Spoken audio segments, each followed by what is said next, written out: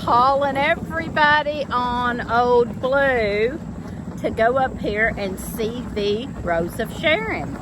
That's what our video today is about, is Rose of Sharon, which is in the Mallow family, and also hibiscus and okra blooms and hollyhock are all in the same family, and all as edible and medicinal. And we're going to talk about the Rose of Sharon, and we'll also talk about the others. Here is the Rose of Sharon that is on our property. We moved it from the edge of our property over into up front, in front of the house, up on the front of the property here. It was just a little piece, and several years ago, a couple of years ago, it has grown this tall. They grow really good. They're drought tolerant and grow good around here especially. We're gonna top that so that it will bush out instead of getting taller, so that I can keep being able to reach the blooms. The leaves are edible and medicinal also. Around here, this purple variety grows wild around here. Usually it's on old home places, so I don't know that it's wild or if they just everyone had it in their front yard way back when, but it's all over the place around here. They are not, it's too hot out. They're all closed up because it's so hot out here today. But so I'm gonna kind of spread one out. It has like a red down in it. So I will show a picture here of what the Rose of Sharon looks like in full bloom. Since the blooms are closed up, we'll show one in full bloom right here.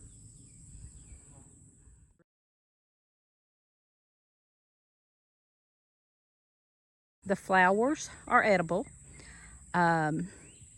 You can make tea with them, and you can also put them in salads, smoothies, make a tincture with them. The leaves also are edible and medicinal, and you can use the leaves like you would lettuce, and they are medicinal. I don't know what they taste like, so we're going to do a little taste test for you here in a second. They look very much like the other ones I mentioned. They look very much like the hibiscus and the okra flowers and the mallow. Only this grows on a bush. You can see the bush, the wood. It's a woody bush. And the mallow, we will show in a minute, grows straight up on just a stem. And of course the okra, you know what the okra looks like, and their blooms are similar to this. And then the hibiscus grows on a bush, but they are not as dense as this usually, and the flowers are a whole lot bigger for a hibiscus. This is one of the main benefits of the Rose of Sharon and the others in the Mallow family is that it reduces blood pressure. It helps level out blood pressure, and they also have mucilage, and mucilage is good for a lot of different ailments, and good for sore throats, all the way to inflammation, good for UTIs. You could make a tea with the flowers for UTI, or to lower blood pressure. Lots of different things. So we'll talk about those in a minute. I'm going to take some blooms and make a tincture, and when I get this up to the house to make a tincture, I will tell you more of the benefits, and we'll go over all that. So that's what it looks like. And like I said, it grows on a woody bush. This is the Rose of Sharon. Comes in all different colors. You'll see white, pink, a couple of different purples. They are very easy to grow. Lots of people grow them in their yard as a beautiful bush for that. And so let's try this leaf out. I picked a leaf, and though I have never used the leaves as a lettuce substitute, that's what I have read that you can do. I've also made a vinegar out of this from, I learned from Heidi at Rain Country to make a herbal floral vinegar with the flowers. All right, so let's turn around here and try this. I picked a little leaf. I'm gonna try it and tell you if it's a good lettuce substitute. Let's see. Of course, it's thicker. It would be thicker than lettuce. It has a good taste. It has a little bit of a sweet taste. I could see that being a substitute for lettuce easily. In a salad or a smoothie, yes, that would be great. Yep, that would work. Delicious. So here's the other one Lee found on our property.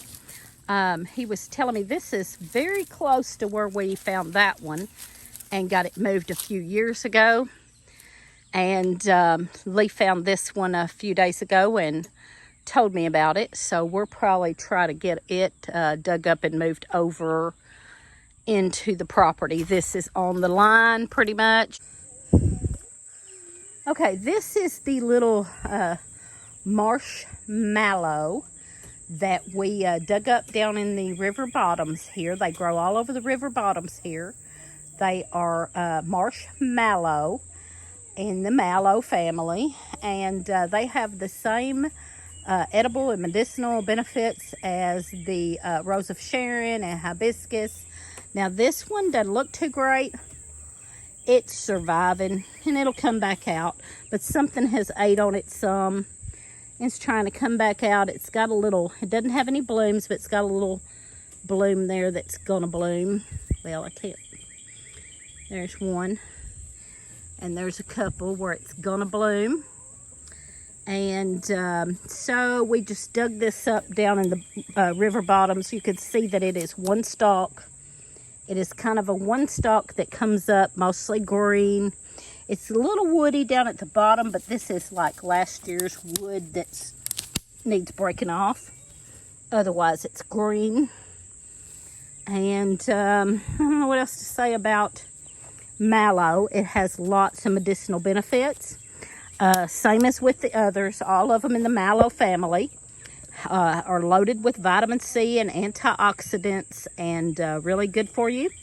You can use the leaves. You can use the blooms.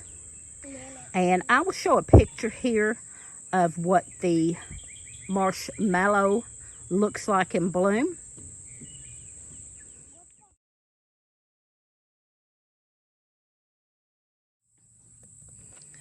Okay, we're up here at the okra. This is the red crimson okra, and the blooms are the same edible medicinal blooms.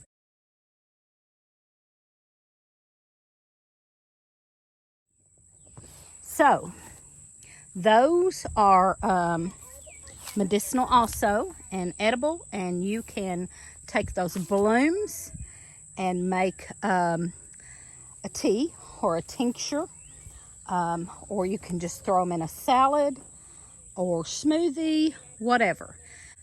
One reason we are doing these this Wild Things series is to show people some of the benefits of these things, and also to help people know a lot of things that are edible. If times really got hard, there's so many edible things that we don't even realize are edible. If you haven't, be sure you go back and watch our whole playlist of wild things. Okay, so here are our Rose of Sharon flowers we picked. I'm going to just rinse these off. Just enough to get any, bugs off or anything. So, whatever's on it ain't going to really hurt you. It's not been sprayed with anything or anything like that. So if there's anything on it, it would just be a little bug. Ain't gonna kill you. There we go. All right. Now I'm gonna let these dry a little bit and get all the moisture out I can. So we will let these strain and dry a little bit and then continue this. Now we're gonna make a tincture out of these today. I could also put these in the dehydrator and dry them to save them. But for today, we are going to just make a tincture. So we are just gonna fill this jar up with these. I'm not gonna pack them down because we want plenty of liquid. Now we picked a pint jar full, so this would make 2. Don't know, no. I don't know. I don't want them packed too hard because I don't want to not have a lot of I want to have a lot of liquid in there. Well, it's probably going to work. They're not packed, so that'll work. All right, there we go. Now we're just going to do our vodka. Since this is wet material, we want 100 proof vodka. This is just 100 proof cheap vodka. You could use whatever you want it to. You could use any alcohol you want it to. You could even use vinegar, but it won't last as long. Your tincture won't last as long if you use vinegar. I use 100 proof vodka with wet material. If these were already dehydrated and dried, you could use 80 proof, but especially with wet material, you really want to have 100 proof. We're going to fill this all the way to the top and then lid it and let it sit. Okay, so, and I pushed these down in there good under the alcohol. I will lid that and let that sit for at least 30 days. And then I could go ahead and strain it, but I don't have to. I can leave it. It's alcohol and it will last forever. And it's not that necessary to strain it until you get ready for it. You can leave it. Okay, and it lasts forever. Now this I will use for, and I will mark this and I will put a paper or a label on here that tells what it's good for. So this I will use for burns, wounds, inflammation, sore throat, UTIs, helping lower blood pressure if for some reason I couldn't get my blood pressure medicine. I have several things for blood pressure I can use. What else? It's got vitamin C and antioxidants, so it would be good for like colds, cold season and flu season, and all that. So more so I would probably use it for possible UTI, sore throat, colds, and then if I couldn't get my blood pressure medicine for some reason, I could use this with some of the other things that I have, like hawthorn and flat leaf parsley, and I can't think of what else. Anyway, I have several for blood pressure just in case. All right, so there you go. I'm gonna lid this and get it put up. So thank you for watching. We're gonna do more foraging. Just keep watching and watch the playlist, the Wild Things series playlist, and learn a whole lot more. And so thank you for watching. Watch us on Friday nights at 7 p.m. Central Time for more.